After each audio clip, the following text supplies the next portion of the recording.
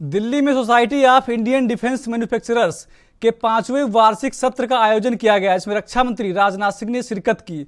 इस दौरान कार्यक्रम को संबोधित करते हुए कहा कि आने वाले समय में दुनिया की सुरक्षा जरूरतें बढ़ने वाली हैं। हमारा देश उन जरूरतों को किफायती और गुणवत्तापूर्ण तरीके से पूरा करने की क्षमता रखता है।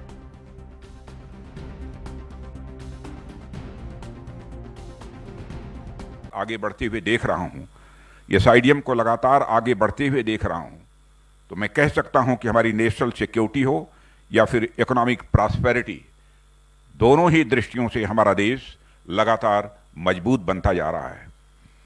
हम अपने इसी विजन, अप्रोच और गति के साथ आगे बढ़ते रहे तो जल्द ही पूर्ण आत्मनिर्भरता के साथ साथ पूरी दुनिया के लिए डिफेंस मैन्युफैक्चरिंग हब के रूप में हम सबके सामने होंगे। लगातार बदलती वैश्विक परिस्थितियां इसके लिए और अधिक इनेबलिंग एनवायरनमेंट तैयार कर रही हैं, और पिछले कुछ समय को देखें तो आप पाएंगे कि बदलते सिक्योरिटी सिनेरियो के अनुरूप दुनिया भर के देश अपनी सिक्योरिटी पर फोकस कर रहे हैं और मिलिट्री इक्विपमेंट की डिमांड भी तेजी से बढ़ रही है। मित्रों, आप सब Stockholm International Peace Research Institute, जिसे हम सिप्री कहकर पुकारते हैं, सिप्री की हालिया रिपोर्ट से अवगत होंगे। यह रिपोर्ट बताती है कि पिछले साल यानी 2021 में वर्ल्ड मिलिट्री स्पेंडिंग की पहली बार $2 ट्रिलियन पार कर चुकी है। 2020 की तुलना में इसमें 0.7% और 2012 की तुलना में इसमें 12% की बढ़ोतरी हुई है। और हमारी आर्म्ड फोर्सेस भी जाहिर है आगे आने वाले वर्षों में अच्छी खासी धनराशि कैपिटल प्रोक्योरमेंट में स्पेंड करेंगे। क्या दिखाता है? यह सब यही दिखाता है कि आने वाले समय में दुनिया की सुरक्षा जरूरतें और बढ़ने वाली हैं और हमारा देश उन जरूरतों को किफायती और गुणवत्तापूर्ण तरीकों से पूरा करने का दम रखता है, इसको पूरा करने की हम हैसियत रखते हैं। जब मैं यहां पर देश की बात कर रहा हूं तो इसका मतलब public sector, private sector, academia, research and development organisation, ये सब हैं और एसआईडीएम इसका एक नोडल पॉइंट है। साथियों, आज हमारे देश में वह सब कुछ उपलब्ध है जो किसी डिफेंस कंपनी की नर्चरिंग और उनकी ओवरऑल ग्रोथ के लिए आवश्यक होता है। वह चाहे पॉलिसीज की बात हो, इन्वायरमेंट की बात हो, गवर्नमेंट की सपोर्ट की बात हो, यानी हर दृष्टि से भारत में पिछले कुछ समय में डिफेंस कंपनीज के लिए एक इनेबलिंग एनवायरनमेंट बना है। और इस राह में प्राइवेट सेक्टर की क्या भूमिका हो सकती है, इसे हमारी सरकार ने आज नहीं 20 साल पहले जान लिया था और समझ लिया था। पूर्व प्रधानमंत्री यहां श्रद्धेय अटल बिहारी वाजपेयी जी की मैं चर्चा करना चाहूंगा। श्रद्धेय अटल बिहारी वाजपेयी जी प्राइवेट सेक्टर की ताकत को गेम चेंजर मानते थे और यही कारण था कि उन्होंने डिफेंस सेक्टर में भी प्राइवेट सेक्टर के पार्टिसिपेशन का प्रोविजन किया था। और एक तब का दिन था और आज का दिन। हम लगातार ऐसे ऐसे रिफॉर्म्स करते जा रहे हैं जिससे हमारा प्राइवेट सेक्टर डिफेंस सेक्टर में आने के लिए प्रोत्साहित हो। और आप जानते हैं कि हमने अपने कुल बजट का एक बड़ा हिस्सा केवल और केवल डोमेस्टिक वेंडर से खरीदारी के लिए अलग कर दिया है। आप सभी परिचित हैं, लेकिन फिर भी मैं उसे दोहराना चाहता हूं।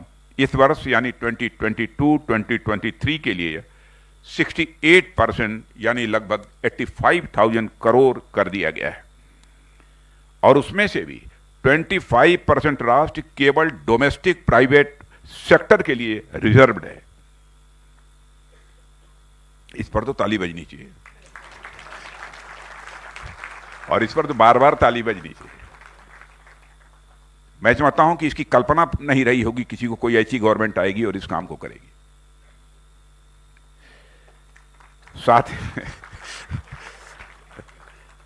साथ ही सरकार ने defence research and development budget का 1/4 हिस्सा industry led research and development को डेडिकेट करने का भी निर्णय ले लिया है। मुझे लगता है कि पोस्ट बजट जो चर्चा हुई थी शुक्ला जी, शायद उसी में यह सुझाव आया था।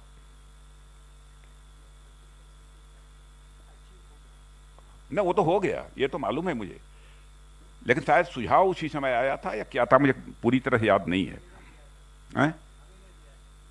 अच्छा हाँ, आप ही लोगों ने दिया था। हाँ हाँ, अच्छी तरह याद है मुझे। इससे भारत में नई नई डिफेंस टेक्नोलॉजीज की इनोवेशन की राह भी अब प्रशस्त हो रही है। रक्षा मंत्रालय ने 309 डिफेंस आइटम्स की 3 पॉजिटिव इंडिजिनाइजेशन लिस्ट भी जारी कर दी है, जो एक टाइम लाइन के बाद हमारे देश में ही ये निर्मित होंगे। और इसी तरह के 3 list defence public sector undertakings द्वारा भी जारी की गई हैं, जिसमें नंबर सुनिए, जिनमें 3700 से अधिक लाइन रिप्लेसमेंट यूनिट, सब सिस्टम्स और अन्य कंपोनेंट्स हैं।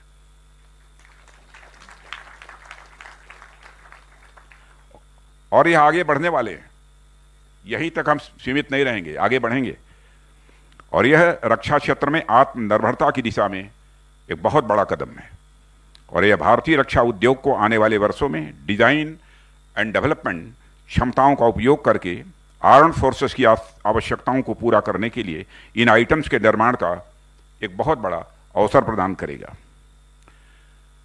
डिफेंस एक्विजिशन प्रोसीजर 2020 हमारे ऑब्जेक्टिव आत्मनिर्भर भारत के उद्देश्य से यह प्रेरित है। और डीएपी 2020 भारतीय रक्षा आवश्यकताओं को पूरा करने में निश्चित रूप से यह मदद करेगा। इसी तरह हमने स्ट्रेटेजिक पार्टनरशिप मॉडल के माध्यम से लड़ाकू विमान, हेलीकॉप्टर, टैंक और सबमरीन सहित मेगा डिफेंस प्रोग्राम के निर्माण के भी यह अवसर खोले हैं। और ये आने वाले वर्षों में हमारी निजी कंपनियों का कद बढ़ाने और उन्हें ग्लोबल जायंट्स बनाने में मदद करेंगे, ऐसा मेरा विश्वास है। साथियों, इनोवेशन फॉर डिफेंस एक्सीलेंस यानी आईडेक्स ने डिफेंस और एरोस्पेस सेक्टर में इनोवेशन और टेक्नोलॉजी डेवलपमेंट के लिए एक इकोसिस्टम का भी निर्माण किया है। और इसके पोटेंशियल को देखते हुए इसके तहत दी जाने वाली ग्रांट अब 10 करोड़ तक बढ़ा दी गई है।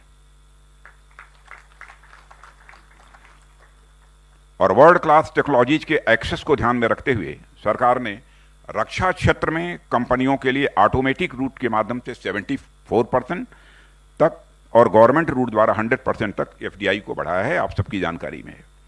और मुझे कहते हुए निश्चित रूप से बेहद खुशी है कि हमारी आर्म्ड फोर्सेज ने आत्मनिर्भरता के प्रयास को पूरे जोश के साथ समर्थन दिया है। क्योंकि मैंने कभी कभी चर्चा सुनी, जब मैं प्रारंभ में जब डिफेंस मिनिस्टर बना था, उसमें लोग कहते थे साहब सर्विसेज की तरफ से अड़चन आती है। एक दो लोगों ने मुझे बतलाया था, लेकिन मैं कह सकता हूं कि सर्विसेज का पूरा सहयोग इसमें प्राप्त हो रहा है, पूरा समर्थन प्राप्त हो रहा है। और इन सभी उपायों के परिणाम स्वरूप इंडिजिनस डिफेंस इंडस्ट्री को दिए जा रहे कॉन्ट्रैक्ट्स की संख्या में वृद्धि हुई है। साथियों, सरकार द्वारा उठाए गए कदमों के परिणाम आज हमारे सामने हैं। जैसा कि मैंने प्रारंभ में ही कहा, एसआईडीएम के साथ 500 मेंबर्स का जुड़ना इन्हीं पॉलिसीज का ही परिणाम है। 10,000 से ऊपर एमएसएमईज का डिफेंस सेक्टर से जुड़ना इन्हीं के परिणाम है। आज डिफेंस सेक्टर में research and development, startups, innovation और एम्प्लॉयमेंट बढ़ा है। यह सब इन्हीं के परिणाम है। और यह हम सब के लिए बड़ी खुशी की बात है कि 7-8 साल पहले तक हमारा डिफेंस एक्सपोर्ट्स जो कुल जमा 1000 करोड़ रुपए हुआ करता था, बामुश्किल 900 करोड़ 1000 करोड़ रुपए हुआ करता था, आज वह बढ़कर 13,000 करोड़ तक पहुंच गया। नाम तो नहीं बतलाऊंगा, लेकिन आज आपको यह भी कहना चाहता हूं, कई 1000 करोड़ के ऑर्डर और मिल चुके हैं, वो एक्सपोर्ट करने जा रहे हैं, लेकिन उसकी अभी डिस्क्लोज नहीं करूंगा उसको। हमारे डिफेंस सेक्टर का आगाज अगर ऐसा है तो अंजाम कैसा होगा, इसकी आप कल्पना कर सकते हैं। हमें बस चरैवेति यानी चलते रहो कि सिद्धांत पर बिना थके बिना थमे बस हमें चलते रहना है। हम कब दौड़ने लगेंगे और कब उड़ने लगेंगे हमें पता भी नहीं चलेगा, लेकिन चलते रहिए। हमारे डिफेंस सेक्टर ने तो अब अपने पंख फैलाने शुरू किए हैं। अभी सामने तो एक लंबी उड़ान बाकी है, और उड़ान बाकी है तो उस उड़ान में हमारे एयरफोर्स के यहां पर एयर चीफ मार्शल बैठे हैं, सब सारे लोग रहेंगे। अब तो नापी है बस मुट्ठी भर जमीन, अभी तो सारा आसमान बाकी है। और हमने 2025 तक डिफेंस मैन्युफैक्चरिंग में 1.7 लाख करोड़ रुपए के टर्नओवर का लक्ष्य रखा है। 1.75 लाख करोड़